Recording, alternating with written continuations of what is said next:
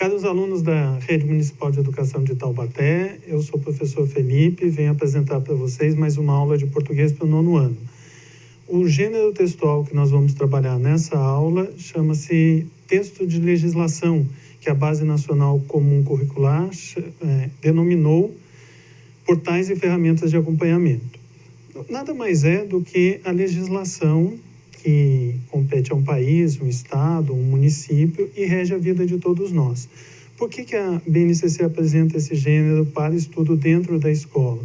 Porque são gêneros que perpassam a vida de todos nós. Todos nós somos guiados por alguma legislação.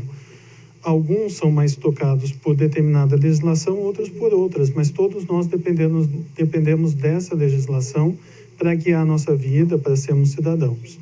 Então, nós vamos conhecer aqui, basicamente, 2 textos muito importantes para a nossa vida de estudante, professor e cidadão brasileiro sobre legislação. Do que se trata, então? O texto de legislação, como eu falei, são essas ferramentas que nos vão nortear em sociedade para que haja um convívio igualitário e pacífico dentro da sociedade. Essa legislação começa com a Constituição e vai indo para textos infraconstitucionais, leis, decretos e outros textos que também fazem parte desse rol. O primeiro texto que a gente vai conhecer, que já é conhecido, pelo menos se nunca leu alguma coisa desse texto, você já ouviu falar, que é a Constituição Brasileira. Nós vamos ler alguns pequenos trechinhos de parte muito importante, muito fundamental para a nossa vida em sociedade aqui nessa aula. O primeiro que a gente vai ler chama o título 2º dos Direitos e Garantias Fundamentais, dos Direitos e Deveres Individuais e Coletivos.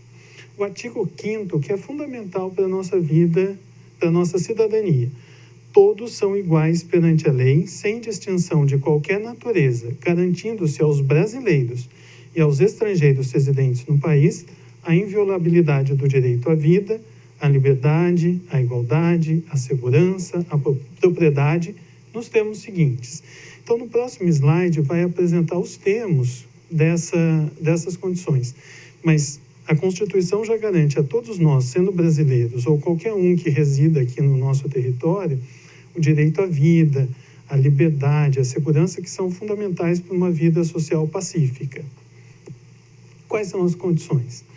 Homens e mulheres são iguais em direitos e obrigações nos termos dessa Constituição, porque isso é fundamental, para que não tenha discriminação entre sexos. Ninguém será obrigado a fazer ou deixar de fazer alguma coisa, senão em virtude da lei. Nós temos liberdade, mas se a lei nos obriga a fazer alguma coisa, nós temos que cumprir. Por exemplo, os maiores de 18 anos e mais novos que 65, quando chega num domingo de votação, tem que sair da sua casa e votar. É uma obrigação.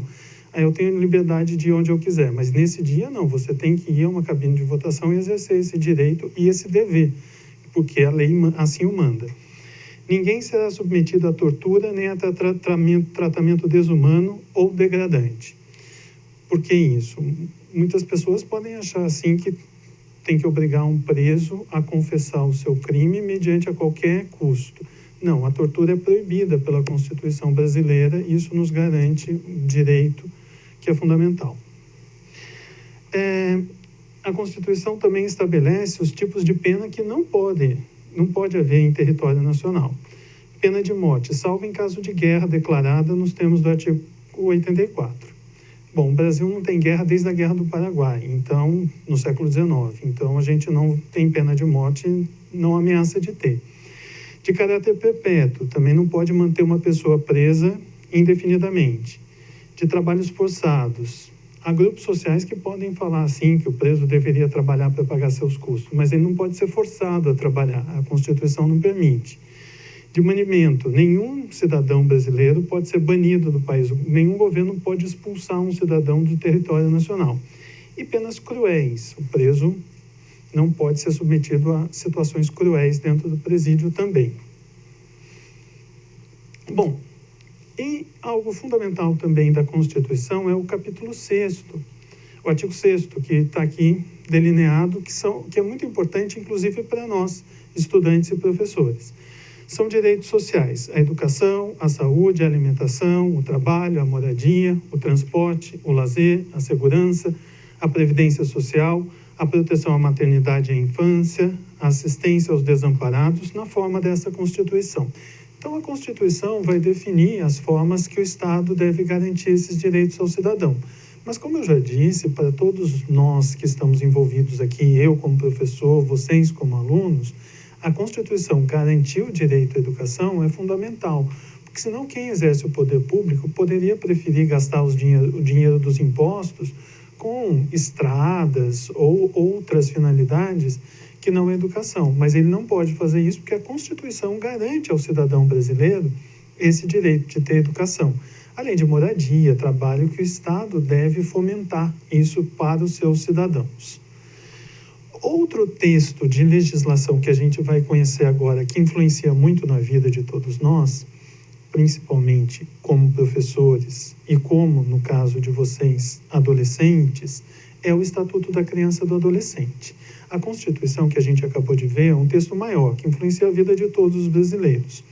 O ECA, assim chamado Estatuto da Criança e do Adolescente, é um texto que nasceu logo depois da Constituição. A Constituição é de 1988, o ECA é de 1990. Então, pouco tempo depois já foi promulgada essa lei, devido à importância de se proteger as crianças e os adolescentes, uma fase muito vulnerável da vida, principalmente no Brasil, um país em desenvolvimento. Essa lei vai trazer, então, garantias de direitos para as crianças e os adolescentes. Por isso ele está aqui para que a gente conheça uma parte dele. Seção 2 dos produtos e serviços. O artigo 81 vai dizer o que é proibido vender a uma criança ou adolescente. É proibida a venda a criança ou adolescente. Então, o comerciante que tem o seu estabelecimento, ele pode vender os produtos que compete a ele no estabelecimento, mas ele não pode vender para qualquer um. Se chegar uma criança ou adolescente, é ele que tem que barrar essa venda.